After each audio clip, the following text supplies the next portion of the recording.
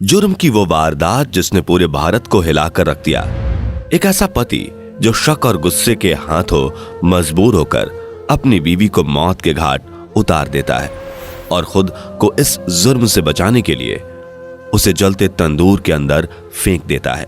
यह किस्सा जितना ही पुराना है उतना ही हैरान करने वाला, जिसके बारे में जो कोई भी सुनता है वह बस यही कहता है कि आखिर कोई पति अपनी पत्नी के साथ ऐसा कैसे कर सकता है।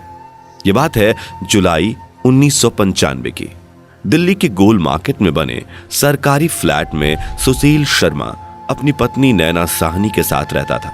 सुशील भारत की एक बड़ी राजनीतिक पार्टी का नेता था और अपनी पत्नी से बहुत ही प्यार करता था, लेकिन उसी प्यार ने सुशील को इतना मजबूर कर दिया कि उसने अपनी ही पत्नी की हत्या कर दी।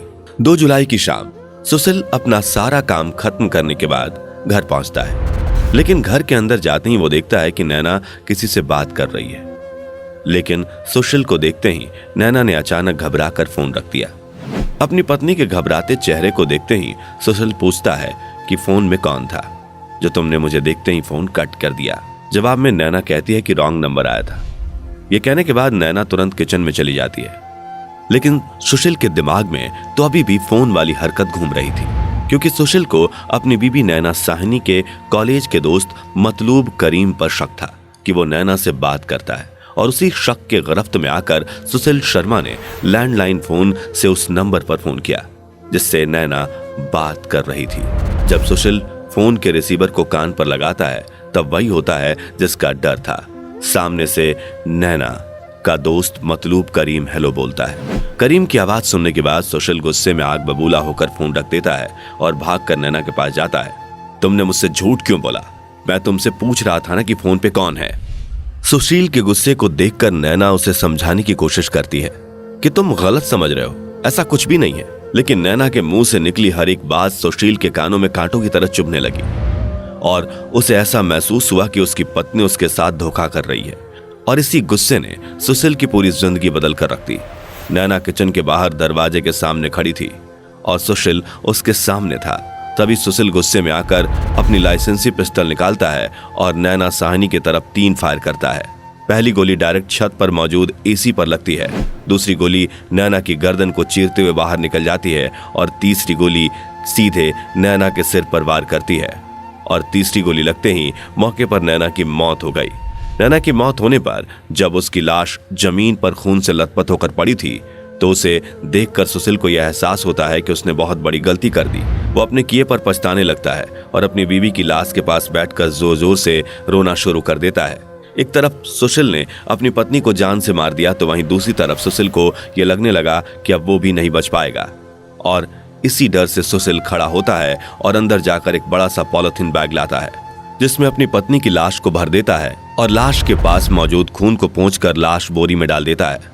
अब सुशील अपने घर से बाहर निकलकर चारों तरफ निगाहें घुमाता है कि कहीं कोई उसे देख तो नहीं रहा। फिर जिस बोरी में नैना साहनी की लाश थी उसे घसीटते हुए अपनी मारुति कार के पास ले जाता है और अपनी पत्नी की लाश को कार की डिग्गी में रख देता है, जिसके बाद सुशील कार चलाना शुरू करता है और इधर उधर घूमने लगता है। बार बार उसके दिमाग में सिर्फ एक ही बात चल रही थी कि कैसे भी करके उसे इस लाश को ठिकाने लगाना है और यह काम उसे जल्द से जल्द करना है, वरना चेकिंग के दौरान वो पकड़ा जा सकता है।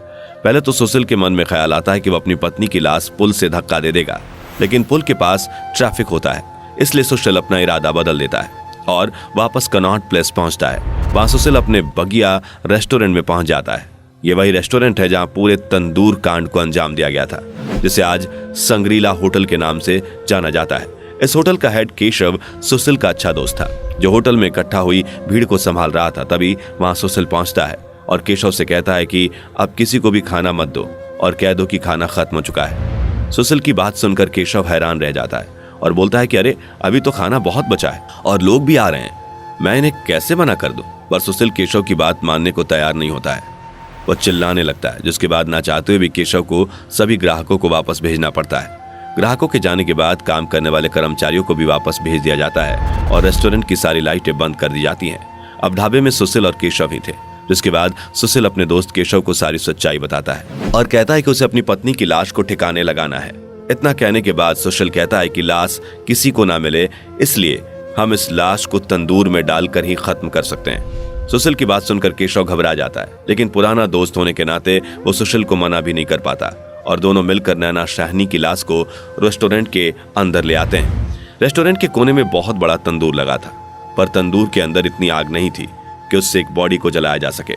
आग को तेज करने के लिए यह दोनों तंदूर के अंदर पोस्टर और कागज डालने लगते हैं, लेकिन आग फिर भी तेज नहीं होती है। जिसके बाद केशव सुशील के पास पड़ा एक बटर मांगता है और सुशील बर्तन में पड़े बटर को तंदूर में फेंक देता है। जैसे ही तंदूर के अंदर बटर फेंका जाता है, आग अचानक से बढ़ जाती है और नैना की बॉडी जलने लगती है। लेकिन सुशील को इससे भी चैन नहीं पड़ता और वो और ज्यादा मक्खन तंदूर में डाल देता है, जिसकी वजह से तंदूर के अंदर इतनी आग लग जाती है कि रेस्टोरेंट के दीवार के बाहर उस आग की लपटों को साफ देखा जा सकता था। और यहीं इनका पूरा खेल खत्म हो जाता है, क्योंकि रेस्टोरेंट के पास ही अनारो नाम की महिला सब्जी बेचती थी। वह आग देखते ही जोर जोर से चिल्लाने लगती है।